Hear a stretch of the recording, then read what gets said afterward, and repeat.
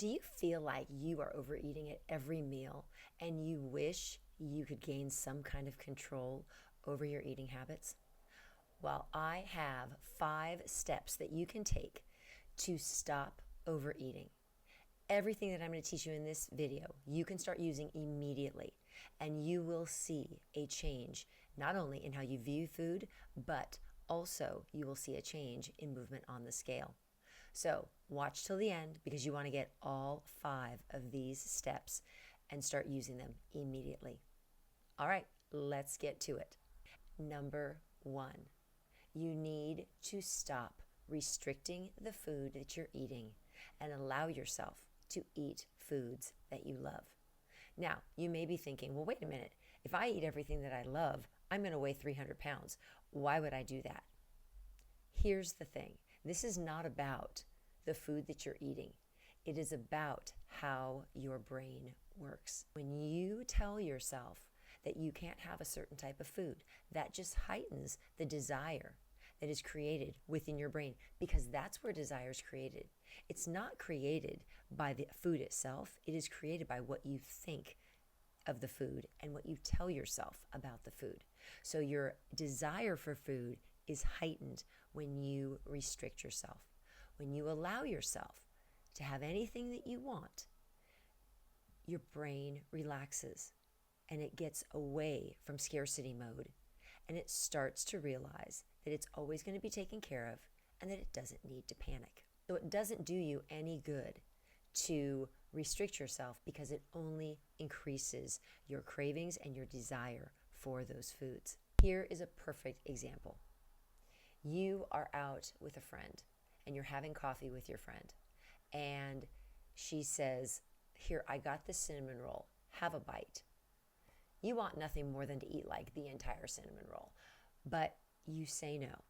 All she offered you was a bite, and you say no. Couldn't eat a bite of that cinnamon roll. So she proceeds to eat the rest of the cinnamon roll, and you watch her, and you try to focus on the conversation that you're having with her, but all you can think about is that darn cinnamon roll. You leave coffee, and you continue to obsess about the cinnamon roll that you did not have the one bite of. And you go home, and you ravage through the refrigerator trying to satisfy the desire that you have for that cinnamon roll by eating a bunch of carrots and hummus, and that's not going to do it. You eat 500 calories worth of hummus and carrots, when in reality, if you had just had the one bite of cinnamon roll, you would have been satisfied, you would have been done, and your day could have gone on perfectly exactly as you had planned it. Step number 2, let go of the guilt that you probably are feeling because you're eating foods that you love. Now, for those professional dieters out there, me included, it is really hard to even know what kinds of foods you actually like, and let alone allow yourself to actually eat those foods on a regular basis. And when we do indulge and eat those foods, we will make ourselves feel so much guilt and shame.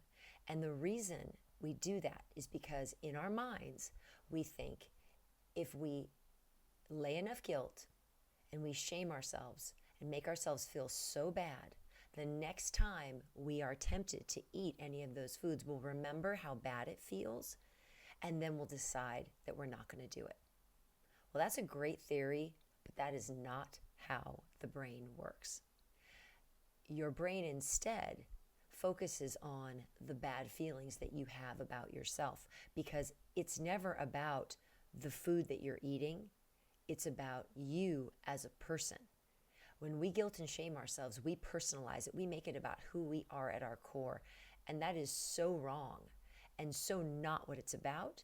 But that makes us feel so badly about ourselves that in turn, to make ourselves feel better, what do? We look to the quickest and easiest thing that's going to make us feel better. And that's usually more food. So the reality is, when we guilt and shame, it doesn't give us the desire to not do it later on. It actually gives us the desire to feel better in the moment. And so we keep on eating. And the overeating continues, and it just makes it worse and worse and worse for us. So, what is the answer to the guilt and shame? The answer is self compassion and acceptance. When we actually allow ourselves and give ourselves a break and allow ourselves to be human, to acknowledge that we've done something, we are aware of it, and we tell ourselves, okay, I'm going to try next time to do that better. And I'm going to really allow myself to be a human being and be like anybody else and talk nicely to myself, not just after it happens, but before and throughout my days, because that's going to allow me to feel that compassion for myself and not feel like I have to punish myself, I have to beat myself up, or I have to make myself feel terrible.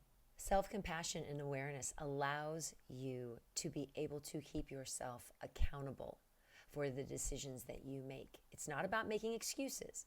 It's about holding yourself accountable for taking care of your body in the best way that you can. When we want to be the best version of ourselves, we do that from a place of love. And we make decisions about what we eat and how much we eat by showing ourselves as much love as we can. And it's not about beating ourselves up. It's not about shaming, and it's not about guilt. It's about knowing that we are going to take care of ourselves in the best possible way, and we do that through self-compassion and through being aware of the decisions that we've made. Step number 3 is my favorite, and this is one that has played out in my life completely, and it is the law of reversed effort. And what that means is that when we focus so much on something and we are so obsessive about it, we actually end up hindering our efforts.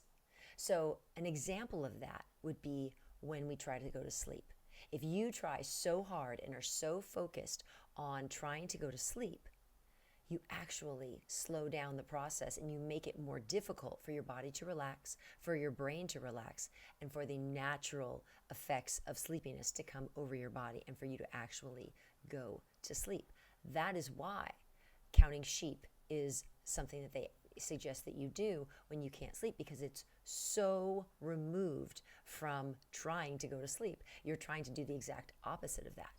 And so when we are so focused on our eating and we're so obsessed about what we're eating and how much we're eating and, oh my gosh, am I going to overeat at this meal?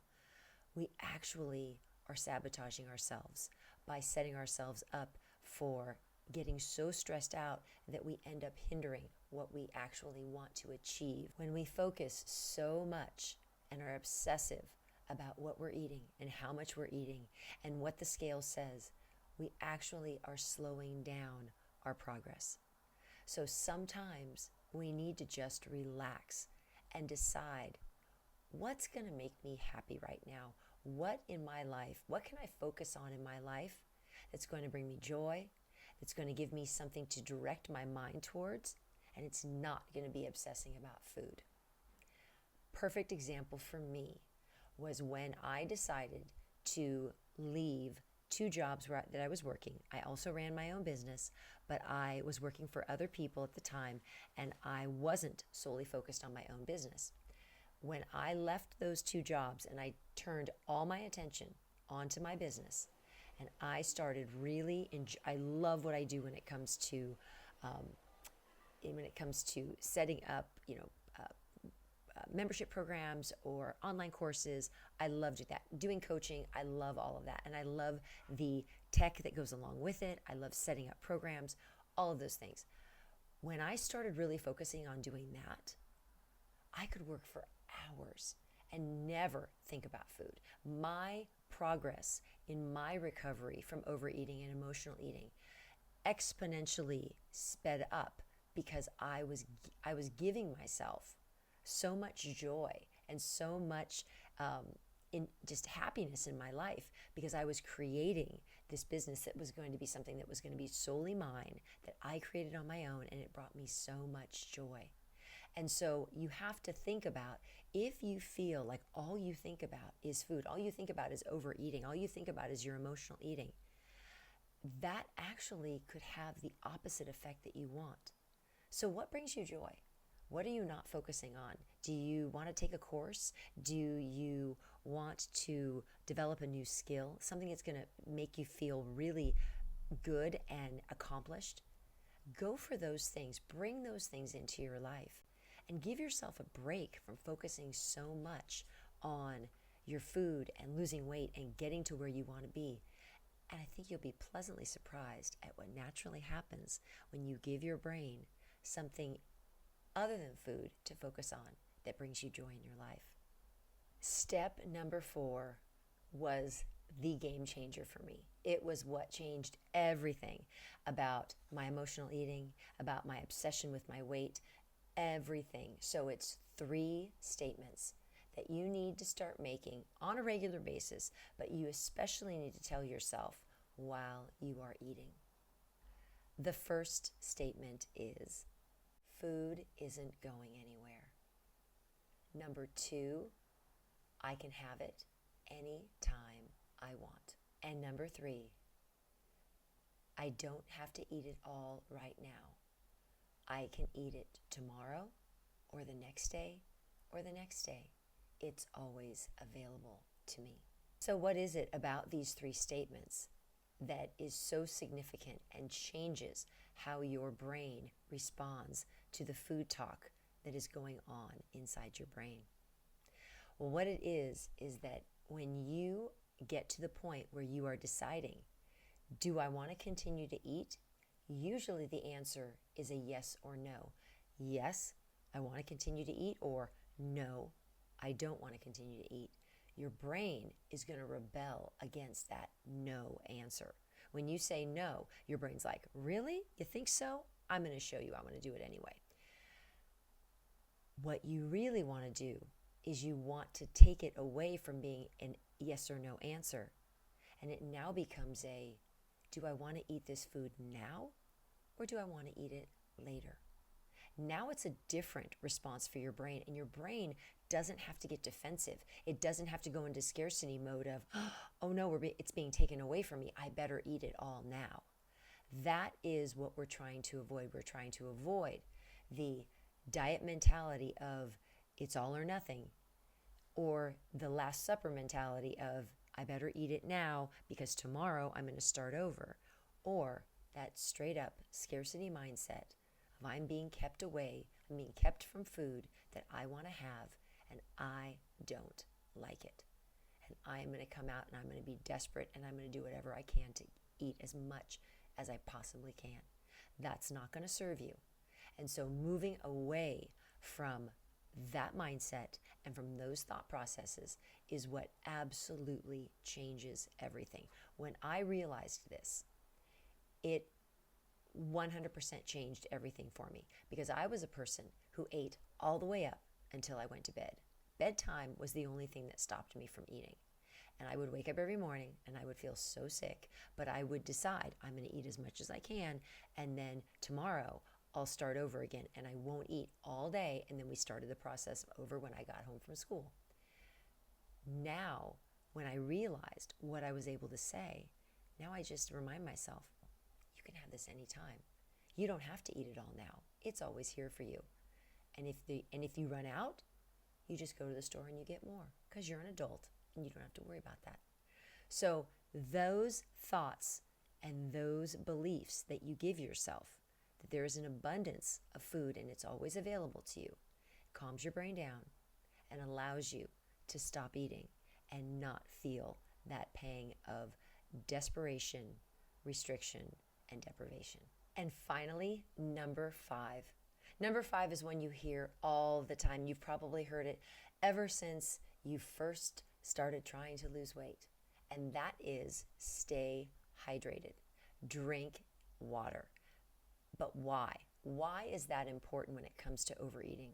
Well, for one, it does actually physically take up space in your stomach.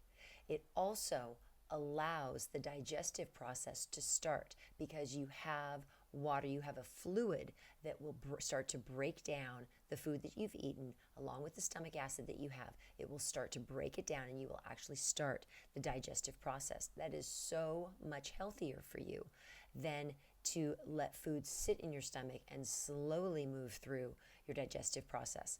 You want to speed that process up. You want that process to happen more quickly and to move food through because it's just better for your body overall.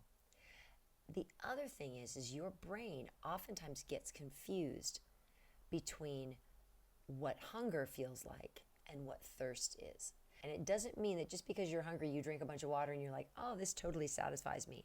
And you're lying to yourself. That's not it. This is more if you want to check in with yourself and realize, am I actually hungry or is it actually thirst? One more thing, staying hydrated and drinking water actually will stimulate your metabolism, and it will allow you to burn more calories and move food through your system. We just want to keep our body actively moving, our metabolism up, and our cells nice and hydrated. So stay hydrated, and that will help prevent you from overeating. If you found this video helpful, please hit the like button and subscribe to my channel. I want to help you discover how to stop overeating and emotionally eating so you can be at the weight that you want and live the life that you want to live. I'll see you in the next video.